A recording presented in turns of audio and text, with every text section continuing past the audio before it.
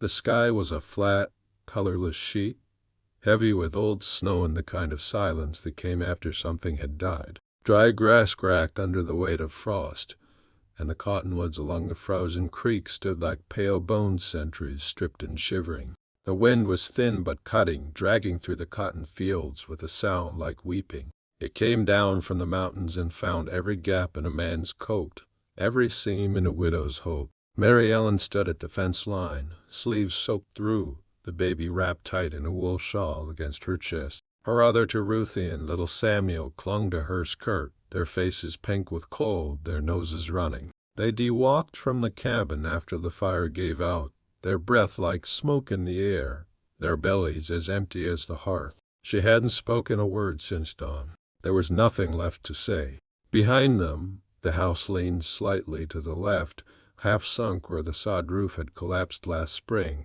The barn was worse, 3 horses gone, taken or starved, and only the bones of the 4th left in the straw. Her husband had died in October. Fever, or whiskey, or both. No doctor had come. No one had even sent a letter. Now it was January. The wind picked up, carrying with it the cry of one of the children, sharp, sudden, and too loud for the vast, uncaring morning. Mary Ellen turned her face toward the sound instinctively, but she didn't move. Her legs had gone stiff with cold. Her boots were split at the toes. She looked down and saw blood in the snow.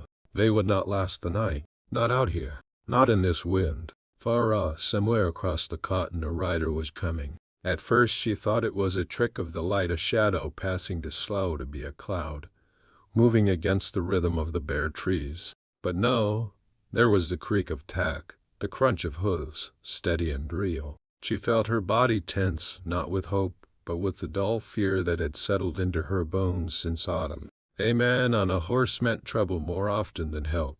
She shifted the baby higher on her chest and stepped in front of the children. Samuel whimpered and Ruthie held tighter to her skirt, pressing her face into the faded calico like it could still protect her. The rider came into view by the old fence where the cotton turned to pasture. Tall in the saddle, wrapped in a heavy oilskin coat, hat pulled low. His horse was dark and slow-moving, thick-legged and tired-looking. He didn't wave, didn't call out, just kept coming. When he finally stopped a few yards away, the horse snorted and pawed the dirt once, uneasy. Mary Ellen did not speak.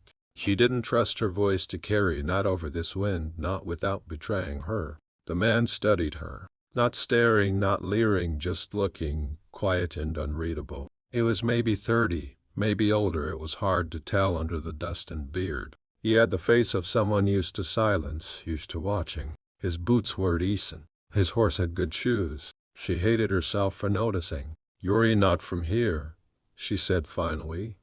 Not a question. Her voice was hoarse. It hurt to use it. "No, Mom." He nodded once. Saw the chimney.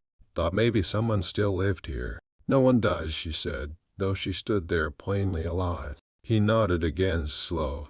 "I can see that." They stood like that, the 5 of them on the stranger. The wind blew again, harder now, carrying the sound of a baby's coffin, the clatter of distant ice.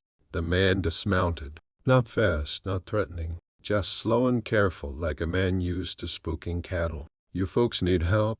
he asked. Mary Ellen didn't answer. She felt the question dig into her chest like a thorn. Not because it was cruel, but because it was kind. Because it sounded like something from a dream she didn't trust anymore. She didn't nod, didn't shake her head. She just looked at the ground, at the cracked earth beneath the snow, at the tiny bare feet of her son, blue at the toes. The man followed her eyes. He crouched slowly, pulling off his gloves, then reached into his coat. "Got jerky. Some dried apple, too. Horses got grain. You folks come with me, I'll take you back. Warm fire, hot food. You can stay a while." Still she didn't speak. She had seen men like this before. Men with soft voices and sharp hands. She had followed one west, buried him 5 years later with half his name carved into a rotted board. And yet her arms trembled. Her legs were failing. Ruthie was crying now. The man didn't move any closer, just set the jerky down in the snow between them, unwrapped and clean, like a peace offering. The apple followed. He rose slowly and took a step back. "It'll be over the ridge," he said. You come when you're ready." Then he turned, climbed back on his horse, and rode off without looking back. Mary Ellen waited until the rider disappeared beyond the ridge before she moved. Her fingers, stiff with cold, reached down for the food. Ruthie's hand shot out, snatching the apple slice with a hunger so wild it frightened her mother. Samuel grabbed a strip of jerky but chewed slow, watching her face for permission. She let them eat. Only once they had swallowed did she take a bite herself. Tough, salt-cured beef that stuck to her teeth and made her jaw ache. It hurt to eat. It always did after going too long without. The baby stirred in the shawl, fussed, then went quiet again. She was so light now. Mary Ellen knew that was right. She looked down the ridge. Snow was falling again, soft and indifferent. The man had said there was fire, and food, and grain for the horse she no longer had. What choice was left? She didn't believe in mercy, not anymore. But she did believe in survival, and for that, she had walked farther for less. It took her most of the morning to cross the ridge. The wind picked up once they started moving, and the snow came harder, wet and clingy. Her skirt soaked through, her boots dragged, and more than once she stumbled. But the man had left clear tracks, deep hoofprints that guided her like a trail out of a grave. By midday they crested the slope and saw the house. It was grand. A low-built place, wide porch, smoke rising from a stone chimney. Nothing new but solid walls that held under roof that didn't sag. A windmill turned slow behind the barn, and a small corral held 3 horses, thick-coated and well-fed. Mary Ellen stopped short. Ruthie nearly walked into her. The man was in the yard, splitting wood. Shirt off now, sweat on his skin despite the cold. His back was long and scarred. Not fresh wounds, but old ones, scars that spoke of lash or fire or something else. She looked away. He didn't call out when he saw them, didn't wave, just set down the axe and walked toward the porch. By the time she reached the steps, he was holding the door open. "Come in," he said simply. The room smelled of coffee and meat. Not much furniture, 1 table, 3 chairs, and a cot in the corner, but it was clean. Lived in, not lonely. He gestured toward the fire, said, "You'll make something." Mary Ellen hesitated, then sat. The children crowded around her, reaching their hands toward the flames. No one spoke. She didn't ask his name. He didn't ask hers. He moved quiet in the kitchen. Beans, cornbread, boiled potatoes. Nothing fancy but hot. The baby cried, weak and greedy. Mary Ellen bared her breast and fed her, then ate with one hand, quick and neat. "You from Kansas?" the man asked eventually, not looking up. "Southern Missouri." He nodded like that made sense. She watched him carefully, the way he kept his eyes averted, the way he didn't come too close. He was cautious, not just of her, but of something deeper, something old. "I'm not looking to stay," she said. "You don't have to." Silence stretched out again. Ruthie fell asleep with her head on Samuel's lap. The baby had gone quiet too. Mary Ellen leaned back against the wall, the fire on her face, heat sinking into her bones for the first time in days. The man stood at the counter, washing the tin dishes. Outside, snow pattered against the window pane. "Finally," she said, "you live alone?" He paused, dried his hands on a cloth. "Used to be 4 of us. Brother, his wife, their boy. Fever took him last winter." She swallowed, didn't speak. "IAINT used to company," he added after a moment. "But I got enough food to share." "Why are you doing this?" she asked. He looked over at her then, just for a second. "Because you were out there," he said, "with babies. That was all." She turned her face back toward the fire, unsure what to do with the tight feeling in her chest. It was trust. Not yet, but it was something. Outside, the storm settled in. Snow deepened. The wind howled low and constant. But for now, they were warm. Stories like this don't stop here. Subscribe now. Morning came gray and slow, the light sifting in through frost-bitten windows like the day was too tired to begin. Mary Ellen sat at the edge of the cot, brushing Ruthie's hair with her fingers. The girl had curled against her sometime in the night, the way she used to do back in Missouri before things turned hard. Samuel still slept, knees pulled to his chest, the quilt rising and falling with each thin breath. The baby had made it through the night. That alone felt like a victory. She looked over at the man he'd taken the floor by the fire without a word of complaint, using only a blanket and his saddle for a pillow. At some point, he'd stoked the stove again, because the room had stayed warm. He was already up now, standing at the sink, pouring water from the kettle into a basin. Steam curled up around his hands. "You don't talk in your sleep," he said, not turning around. "Didn't know that was something people did." He shrugged. "Some do. You don't." Mary Ellen stood and gathered her skirts. The hem was stiff with melted snow from the walk yesterday. Her legs ached, her shoulders too. She moved slow and sore, like someone twice her age. "Is there a place to wash?" He pointed toward the back door. "Hand pump by the well. I boiled some water if you want to mix it." She nodded, and for the first time, he handed her something, a small tin basin, a rag, and a dried owl. Not a word passed between them as she took it. He didn't follow. Outside, the sky was white, blinding where the snow had frozen into crust. The pump creaked like a rusted gate, but the water came. Her hands burned as she scrubbed the dirt from her face, neck, wrists. The basin filled with brown water. She poured it out onto the frozen ground, then washed her arms again, slower this time. She hadn't seen her own skin clean in weeks. When she came back in, the man had put out bread and fried salt pork on the table. He'd moved the chairs to make room for the children, and he was spooning oatmeal into a wooden bowl. Mary Ellen watched him. "You got a name?" He glanced up, then nodded once. "Clay." That was it. "Mary Ellen," she said after a beat. She didn't offer a last name. Neither did he. They ate in silence, the kind that settles between strangers who have not yet decided what to think of each other. But the food was hot and the chairs didn't wobble, and for a moment it almost felt like a home. After breakfast, she insisted on helping. He didn't argue. She swept the hearth while Clay mucked at the barn. She gathered eggs from the henhouse with Samuel trailing behind her like a shadow. Ruthie helped dry dishes. The baby slept most of the morning in a basket near the stove. There was rhythm here.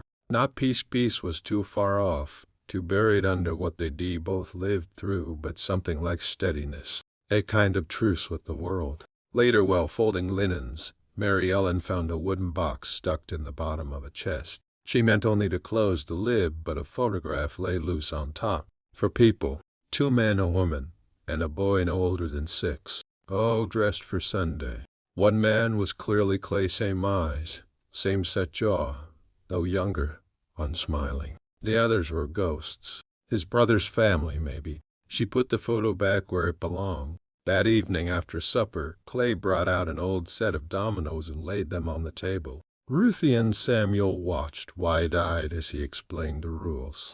He didn't raise his voice, didn't laugh much, but when Ruthie won a hand fair and square, he gave her a slow, crooked smile. She beamed like she'd been crowned. Mary Ellen stood at the stove, arms folded, watching the fire. She didn't join them, not yet, but the smell of wood smoke didn't make her flinch anymore. And the wind outside, though it still moaned, didn't sound quite so cruel. By the 3rd day, the storm had passed, leaving behind a brittle stillness that blanketed the land. Snow glittered on every branch and fence post, the kind of cold that didn't bite so much as settle, deep and patient, like it knew it had time to wait them all out. Mary Ellen stood at the barn door, arms crossed tight, watching Clay toss hay into the stalls. The horses moved slow and content, steam rising off their backs. She hadn't meant to follow him out that morning, but the air inside had begun to feel too close, too full of things she washed ready to feel. "You always get winters this bad?" she asked. Clay looked over his shoulder. "Some years. Others it just tricks you for a while. Makes you think you've got a soft season coming, then kicks the door in by January." She almost smiled at that. Almost. He turned back to the hay. "You handle a pitchfork?" "I can handle anything," she said, and took one down off the wall. He didn't argue, just shifted over, made room. They worked like that for the better part of an hour, wordless except for the soft sounds of horses chewing and snow sliding off the roof in slow sheets. Clay didn't crowd her, didn't try to teach her what she already knew. He watched once or twice when he thought she was looking, but he never said a word about the way she winced when she lifted too much, or the way her right hand shook when she leaned on the post. She had learned how to hide pain, not because it made her strong, but because it made her invisible. And being invisible had saved her life more than once. Back at the house, Ruthie was kneeling near the hearth, talking to the baby in the soft, silly voice only children use. Samuel had lined up 3 pieces of kindling and was carving notches into them with a borrowed knife. Mary Ellen bent and kissed the baby's forehead, still warm, still breathing. Later that afternoon, Clay showed Samuel how to mend a strap with a leather punch, and Ruthie helped gather eggs again. Mary Ellen scrubbed the kitchen floor. Her knees hurt like hell. She didn't stop. That night, she sat by the fire longer than usual, her hands wrapped around a tin mug of coffee. Clay was across the room, carving something from a piece of soft pine. He hadn't told her what it was. She hadn't asked. The light flickered on his face, catching the edges of old scars in the shadow in his eyes. "You were a soldier?" she asked finally. He paused, blade mid-turn. "In the last year of it." She nodded. That explained the silence. The careful way he moved, like everything might break if he was sure of it. "My husband fought too. Came home meaner than he left." Clay didn't reply. Just set the wood down on the table. "I buried him last fall," she said. Still no answer, but something shifted in his shoulders. Not surprise, just recognition. The kind that said he understood, even if he didn't want to. "You?" she asked. "Buried my brother, his wife, their boy." He stared into the fire like it owed him something. "Not long ago." And there it was, laid out quiet. No tears, no drama, just loss, plain and unmoving. Mary Ellen sipped her coffee. "The world takes what it wants." "Sometimes," he said. "Sometimes we give it." The baby whimpered in her sleep. Mary Ellen got up, tucked the blanket higher, then sat back down. Her limbs ached, but the ache was different now. Not just hunger or cold. It was something else, something beginning. "You planning to go back?" he asked. She looked at him. "Really look. There's nothing to go back to." Clay nodded once, as if he'd known that already. He picked up the carving again, turned it in his hands. "A little horse, still rough." He handed it across the room to her. "For Samuel," he said. Mary Ellen turned it over in her palm. It was simple, unfinished, but solid, like him. She set it beside the fire and stared at it for a long time, her fingers resting on the grain. By the end of the week, Mary Ellen had taken over the cooking. Not because Clay asked, he never would have, but because she couldn't stand watching him burn another pan of beans. He took it without comment, and in return, he mended the children's shoes, replaced the buttons on Samuel's coat, and chopped enough wood to see them through to spring. They moved around each other carefully, like horses not yet sure whether to spook or stay. She caught him watching her sometimes. Not in the way men had watched her before. There was nothing hungry in it, just quiet attention, like he was trying to read something written too faint to see. One morning, as she was kneading dough with Ruthie perched on a stool beside her, Clay came in with Frost in his beard and a letter in his hand. "Mill Rider came through early," he said, holding it out. Mary Ellen took it with flour on her fingers. The envelope was thin, Missouri postmark, no return address. She stared at it for a long time before setting it on the shelf above the stove. Clay didn't ask what it said.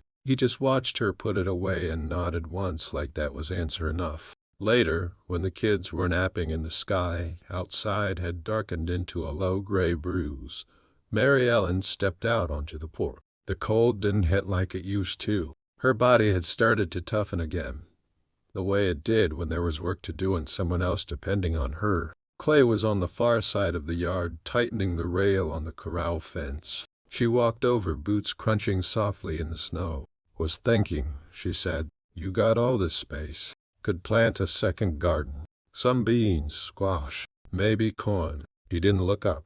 "You plant?"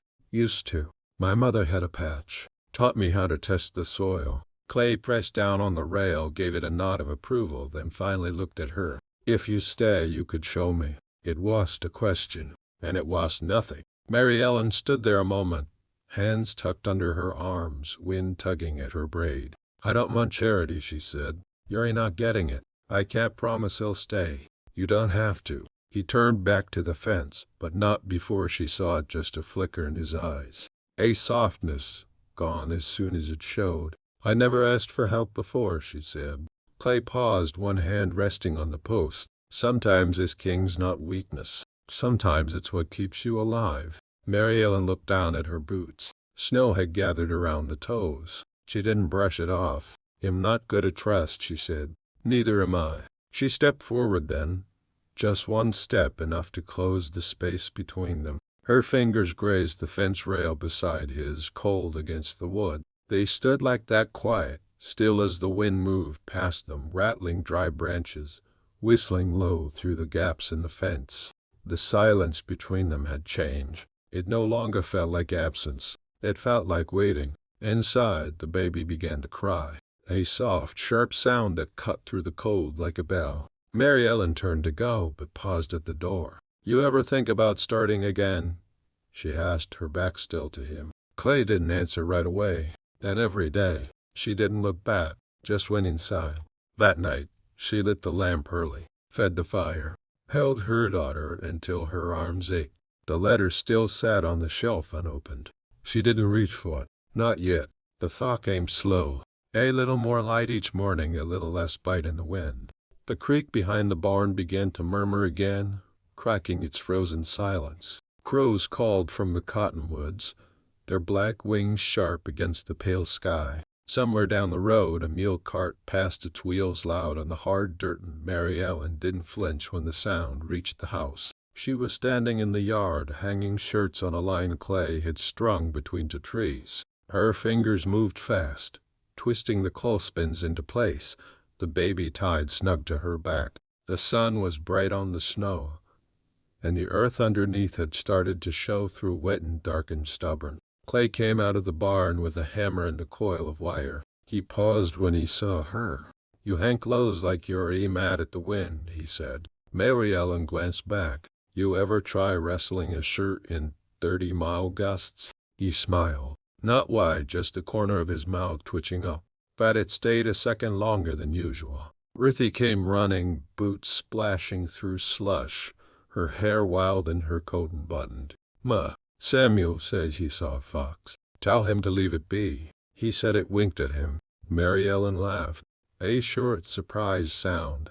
She hadn't meant to, but it came up like water from a dry well. Clay watched her, eyes soft, like he'd been waiting to hear that. Later, they worked side by side along the fence line. Mary Ellen held the posts while Clay hammered. Her arms ached, and her back screamed, but she didn't stop. She liked the feel of the work, the clean, honest strain of it, the way it left no room for ghosts. "You always fix what's broken?"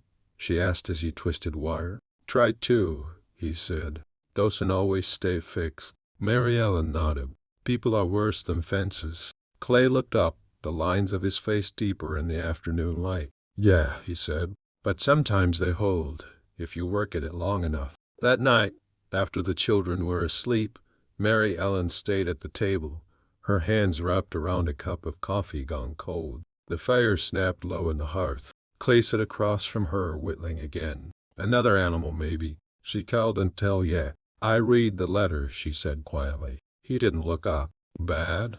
"Worse than I expected. My sister said I shouldn't come back. Said I made my bed and buried my husband in it."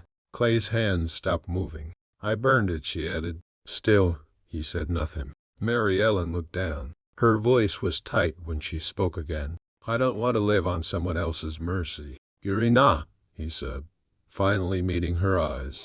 "You're helping me as much as I'm helping you." She shook her head. "This isn't my land." He set the carving down. "It can be, if you want it." The air in the room thickened, like something sacred had been said without either of them meaning to. Mary Ellen stood slowly, walked to the hearth, and stirred the coals. Her hands trembled just a little. "I'm not ready to love anyone," she said. "I didn't ask you to," Clay answered. "I just asked you to stay." She turned, watched him in the firelight. His face was worn and quiet, but not closed. "I'm tired," she said. "I know." He stood, took the kettle off the hook, and poured her a fresh cup, set it down without touching her hand. Just the warmth between them. "You can rest here," he said, "as long as you need." Mary Ellen sat, held the mug, and for the first time in a long time, she believed he meant it. By mid-March, the ground had begun to soften. The snow shrank back into ditches and gullies, and the air smelled of thawed wet wood, turned soil, and things trying to live again. Shoots of green pushed through the dead brush along the fence line, tender and brave. Mary Ellen was in the garden, sleeves rolled, fingers buried in the dirt. Ruthie crouched beside her, chattering about worms and roots and the way the sky looked different now. Mary Ellen didn't correct her. She liked the way Ruthie spoke when she forgot to be afraid. Clay had hauled down the old plow from the barn loft and was fitting it with a sharpened blade. Samuel stood nearby, holding the bolt jar like it was a sacred duty. "You think this ground'll take seed?" Clay asked. "It better," Mary Ellen said, wiping her forehead. "I've already made peace with the Caluses." He smirked. "You make peace with anything?" "I used to," she said, then added quieter, "not lately." Clay didn't press, just nodded and kept working. They fell into something like a rhythm in the weeks that followed.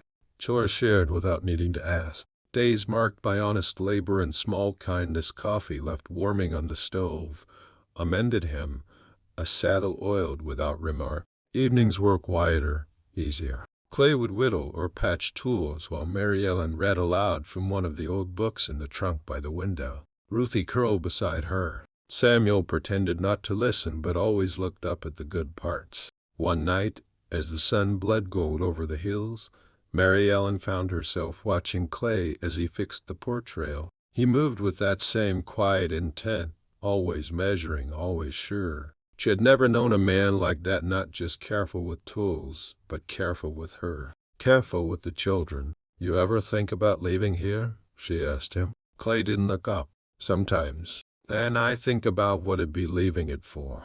"And?" He stood, flexed his shoulder, wiped his hands. "No one waiting for me out there. You never thought about starting over?" "I did once, years back. Got close to it even. Then the fever came." Mary Ellen stepped up onto the porch. "I don't know what I'm doing, Clay." "I don't either." She nodded. That helped somehow. The children had taken to the place. Samuel talked of building a tree swing, and Ruthie had named the chickens. The baby Emma, she had started calling her, had begun to smile. Just little flickers of it in the morning light. And Mary Ellen had started to dream again. Not often, not brightly, but enough. Then one morning Clay came in from town with a look she hadn't seen before. Not fear, not quite, but close. "Man at the post said your sister came through last week," he said. "Asking after you. Asking after the kids." Mary Ellen went still. "Yeah? Not yet. But she's coming. Maybe not alone." Silence stretched between them like taut wire. "She want the children?" Clay asked. Mary Ellen nodded. "She says I can't raise them alone. That I'm not fit. She doesn't know you. She knows what I've been." Clay stepped closer. "You want to fight her?" Mary Ellen's jaw tightened. "I want to keep what's mine." He nodded slow. "Then we fight." It was that simple. No grand gesture. No drawn-out speech. Just then we fight. Mary Ellen turned back toward the window, toward the fields and the barn and the worn porch boards beneath her feet. She looked at the place they had built, not with plans, not even with hope, but with the scraps of whatever hadn't been broken. And she knew she wasn't leaving. Not again. The sister came on horseback, dressed in mourning black, though there was a fresh grave to mourn. Two men rode with her, bankmen or something like them, the kind who carried papers instead of pistols, but could still ruin a life just as fast. Mary Ellen saw them first from the field. Clay was at the barn, sharpening blades for spring plowing. The children were inside, folding laundry by the hearth. She didn't run. She didn't go inside. She wiped her hands on her curtain, stepped to the gate, steady and silent, the sky behind her heavy with cloud. The sister rode like someone who'd been taught, not someone who'd earned it. Her gloves were to fine, her boots to clean for someone claiming concern. "You aren't supposed to be this hard to find," she said, dismanting. Her voice hadn't changed, still sharp as dried grass. You weren't supposed to look, Mary Ellen replied. The men hung back, not speaking, watching the place like they already owned it. The sister glanced toward the house. You've put them in danger. You dragged them to a place no better than where you started. Dirt and dash. No school. No doctor. A man with no name. Mary Ellen didn't rise to it. They're fed. Warm. They sleep through the night. You think that's enough? I know it is. The sister stepped closer, pulled the folded paper from her coat. Court order. And taking them back. You're unfit. I'm their mother. You're a widow with no means. Clay came then, quiet as he always did, but you could feel the shift in the air. He stopped beside Mary Ellen, eyes on the two men behind her sister. This your land? One of them asked. Clay nodded. It is. You sheltering her? Feeding her. Giving her work. Same as it'd do for any soul near, starved with 3 kids in tow. She's not safe, the sister said again. You think she's strong, but you don't know what she's done. You don't know who she is. Clay looked at Mary Ellen, not at her sister, not at the men, just her. I know what she is, he said. She's tired, and she's trying. That's more than I can say for most. Mary Ellen's breath caught, not because H.E.D. defended her, but because he had seen her, and not flinched. The sister turned to the men. You saw it. She's not well. The taller one stepped forward, pulled something from his coat, some folded certificate or legal threat. Clay didn't look at it. This land's mine, he said. The house, too. If you want to talk about who's allowed here, I've got county records going back 10 years. We've got a claim on the children, the man said. They've got a claim on her, Clay replied. The silence after that was long and stiff. The baby cried once, inside the house, then fell quiet. Finally, the sister spoke again. He'll come back, with more than words. Mary Ellen stepped closer to her. She looked older now, worn under the fine hat and the polished shoes. But there was no warmth in her, no grief. Just bitterness dressed up like duty. You don't want the children, Mary Ellen said. You want to punish me. The sister didn't deny it. Let it rest, Mary Ellen said. You've done enough. The sister turned, mounted her horse, and didn't look back. The men followed. The wind picked up once they'd gone, pushing across the fields like a sigh. Mary Ellen stood there, unmoving, until Clay reached for her hand. It's not over, she said. No, he said, but you're not alone now. She let his fingers close around hers, rough and warm. Inside, the children laughed, something small and ordinary, a sound that had no business surviving, but had. Mary Ellen looked at Clay, at the house, at the land beneath their feet. She squeezed his hand. She was leaving, not ever again. Spring came in bursts, a week of warmth, then frost, rain that turned the fields to soup, then sun so sharp it cracked the earth open. But life pushed through anyway. Shoots of corn, thickly squashed, chickens laid again. The baby cut her first tooth. Mary Ellen worked with her sleeves rolled, arms tanned and strong. She hauled water, split wood, stitched up the hem of Samuel's pants while he kicked his boots off at the porch. Clay built a second coop from salvaged boards, and Ruthie carried feed in a tin pail almost too big for her, but never once asked for help. There were days the letter came back to her, the one she'd burned. Nights when she woke before dawn, heart pounding from dreams where someone was knocking, where her sister stood at the door with cold eyes and a hand outstretched to take what wasn't hers. But each time the fear eased faster. The fire burned lower, and her hands would settle again around the baby, or reach out in the dark for the comfort of Clay's warmth nearby. He never asked to share her bed, and she never asked him to. But sometimes, in the quiet hours, they found each other anyway. One morning in May, Clay brought her to a small hill just beyond the creek. The land sloped gently, green and thick with early grass. Wildflowers dotted the edges. Thought we could build here, he said. Mary Ellen squinted into the wind. Build what? A house. A proper one. Bigger. Room for the kids. A stove that doesn't smoke. Maybe a porch that don't lean. She looked at him then, heart thudding like a fist. I don't need that, she said. I know, Clay said, eyes steady, but maybe you want it anyway. She didn't answer. Not right away. The wind carried the scent of cottonwood until dirt. Somewhere behind them, Ruthie's voice rang out, chasing the dog down toward the creek. "I do," Mary Ellen said finally. "Wanted." Clay nodded like a cheaty gnome, but hadn't dared to hope. They spent the summer drawing lines in the dirt, shaping walls with stakes and string. Clay showed Samuel how to set a post, how to level a beam. Mary Ellen planned a root cellar and a place to hang drying herbs. She planted a second row of beans, then a third, laughing when Ruthie scolded her for getting greedy. At night, they sat on the porch of the old house, watching the new one rise like a promise. One evening, when the heat had broken and the stars came out early, Clay handed her a small box. No ribbon, no speech. Inside was a silver ring, dull and simple, a little too big. "It was my mother's," he said.